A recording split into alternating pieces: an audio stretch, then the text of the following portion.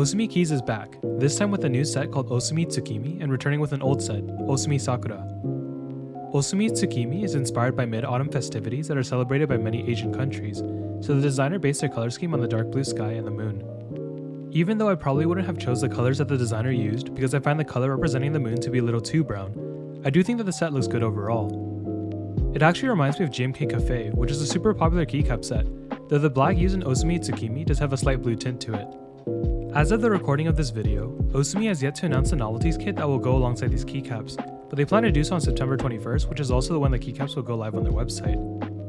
Osume plans to limit the number of sets to be sold to 1,000 units total, 500 for the standard kit, and 500 for the hiragana kit, but I have seen comments on Reddit that they are considering about removing the sale limit due to delays in shipping for the Osume Sakura Round 1. The inspiration behind the Osume Sakura is in its namesake, and the colors chosen for this set obviously reflect that. The first round for the Osume Sakura was sold for $59, but this time around, the price has been increased to $70, which is the same price that the Osume Tsukimi will be sold for. The price increase is due to the fact that Osume has increased the number of keycaps on the base kit to provide more support to different layouts as well as ISO users. It's ultimately just an increase of $11, which isn't all that bad. Of course, some people might prefer the lower price because they won't be using the new keys that were added to the base kit, but I'm sure that a lot of people will be grateful for the extra layout support. Osume has also brought back the novelties kit, but this time it won't be provided for free unlike round 1. It will cost around $12, but as of right now on their site, it doesn't appear as if you can order them separately from the base kit. The keys are quite pretty, but it's $12 for 6 keys, so if you don't really like it all that much, I would just skip out on this kit. Both keycap sets this time are offering desk mats, cables, and metal artisans, which is super cool. Pricing for the metal artisans have yet to be released, but as for the desk mats, each one will cost $30, and for the cables, the basic version will cost $30, while adding an aviator connector will cost $50 for the cable.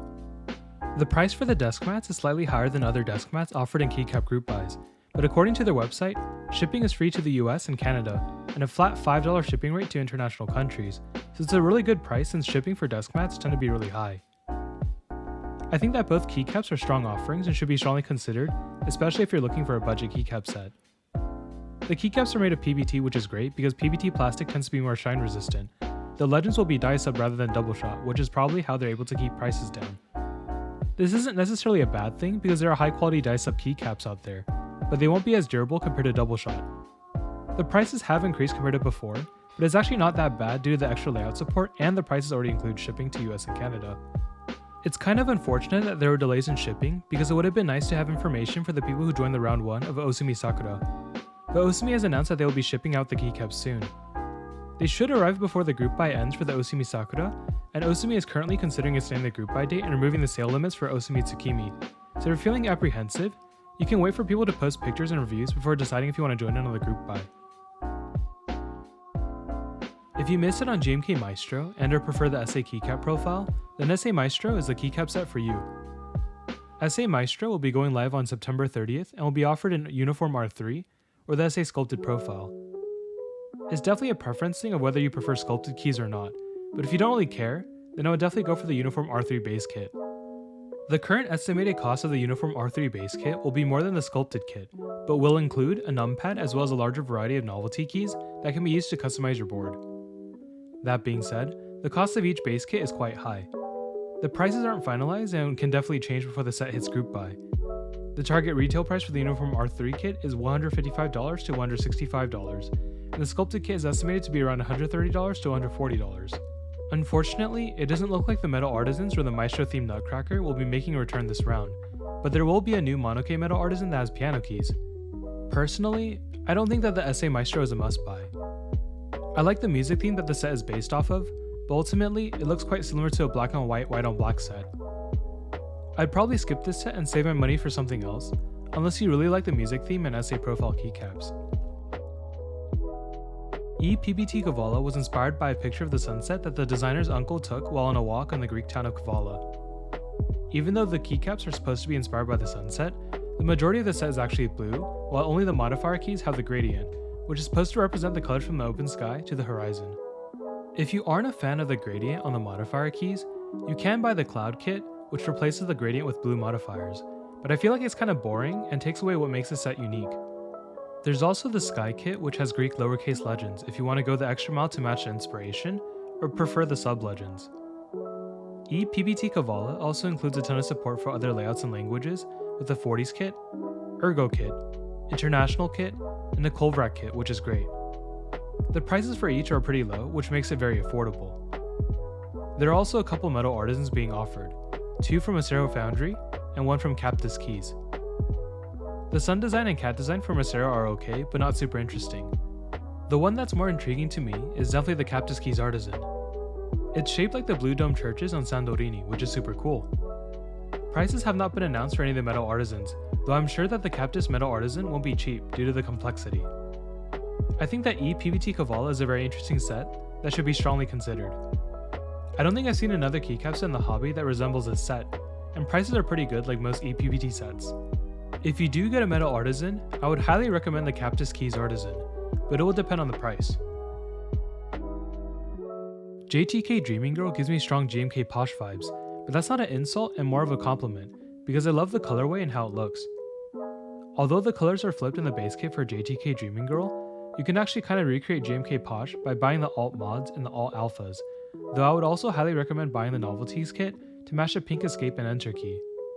If I'm not mistaken, the keycap set is inspired by Mai Sakurajima, who is the main female protagonist of the anime Rascal Does Not Dream of a Dreaming Girl. I haven't had the chance to watch this anime, but I've heard a lot of good things about it, so maybe I'll try watching in the future. That being said, I'm not really sure why these colors were chosen for this keycap set. I do really like how the set looks, but I guess I'm just kind of confused on why and how the designer decided on the color scheme. Putting that aside, there's a special promotion that will be running with this set, and anyone who buys the set on the first day will get a free Chibi My card. So if you're planning on buying this set, I would buy it sooner than later. The card is pretty cute, but like always, make sure you're responsible with your money, so I wouldn't buy the set if the only reason you're doing so is to get a free card. The designers of JTK Dreaming Girl are also going to run a collaboration with CMM, and there will be a Dreaming Girl themed Fuji 75 that will go on sale. Similar to the keycap set, there will also be another card that will go along with the purchase of the limited Dreaming Girl Fuji 75. There aren't that many details regarding this collab as of this moment, but I assume that there will be a limited amount of units available. If you're interested, I would highly recommend that you follow the social media accounts for the keycap designer and CMM for the latest updates. Overall, I think that JTK Dreaming Girl is a really good looking set that should be strongly considered. If you missed it on GMK Posh, this might be your best chance to get something similar. GMK Rudy is an extremely popular set that was based off an American football movie called Rudy. Because the movie centered around the University of Notre Dame's football team, the set uses blue and gold, which are the school colors for Notre Dame. The first run of GMK Rudy ran in 2019, and now after almost 2 years, it will be back this October. Not too much has changed between R1 and R2, but the Dark Horse kit is now a full base kit rather than just alternate alphas, and the Spacebar kit also has more keys. There are also going to be 2 metal artisans from Monoke that are going to be offered, which is good, but it would have been nice to see a full novelties kit. The Dark Horse kit kind of reminds me of GMK Striker, which isn't a bad thing because I think it's a nice looking set. If you weren't a fan of GMK Striker due to Japanese sub-legends, you can consider picking this up. Other than that, there's not too much else to say. GMK Rudy has always been a very good looking set, and I'm sure that it will sell a ton of units. I know that there are a lot of people who want this set, but were unable to get it due to the prices on mech market, so it's great that it's coming back. I'm not too sure if I'm going to end up grabbing a set, because I already have a ton of blue sets, but if you're in the market for one, I definitely recommend taking a look at this group buy. Similar to GMK Rudy, GMK Firefly is also back after 2 years. As I'm sure you can tell from the name, GMK Firefly is inspired by fireflies, which can be seen with the dark blue keycaps representing the night sky, and the warm copper-orange lettering which represents little bugs. I'm sure that many of you have seen this set floating around, as many of the keyboard content creators on Twitch and YouTube actually own this set. Not much has changed between R1 and R2, unless you require a Nord UK set, which has been dropped. It's quite unfortunate for people who need those keys, but I'm guessing they didn't have enough sales last round, which is why they decided to leave them out for R2. I do wish that there was a bit more customization with potentially a novelties kit or a metal artisan, but I'm sure that there are a lot of people who like GMK Firefly the way it is, simple and clean.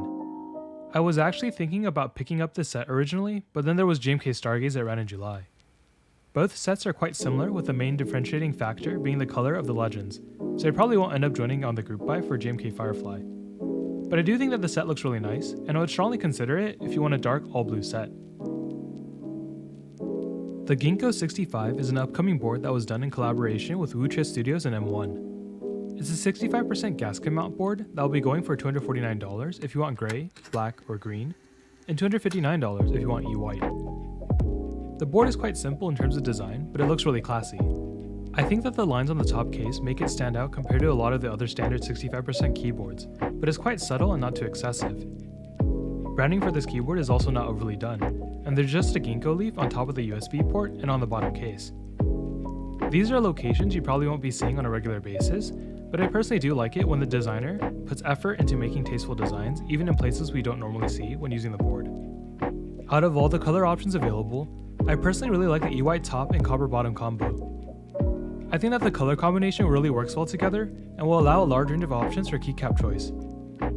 I personally would keep it simple with a black on white set, though if anyone knows of a white and copper keycap set, do let me know in the comment section below. I did find the interest check for a keycap set called GMK Gallant, though it's currently on hold as the designers look to potentially get into a licensing agreement. If this ever hits group buy, I think that this would be a keycap set that would work really well. Unlike a lot of other group buy boards, there are actually a couple reviews out there that you can watch if you want more information about this keyboard. I can't speak too much about the typing feel and sound, as I don't have one of these boards on hand, but based on what I've heard, I think that it sounds worse than the Vega, but better than the Mode 65, which are two boards that are in the same general price bracket. That being said, Andy Nguyen and Alex Otos definitely have more experience building and typing on these boards, so maybe listen to what they have to say instead. I think that the Ginkgo 65 is a strong buy due to its price and aesthetics. It's not the cheapest board out there, nor is it the best, but $249 is pretty good for a full metal board in this hobby. It also sounds pretty good for its price as well. I am thinking about picking one up for myself, but I'm not too sure because I already have a decent amount of 65% keyboards. But for someone who is new to the hobby, or is looking to pick up a more premium board, I think that this keyboard is a great option and you should definitely look into it.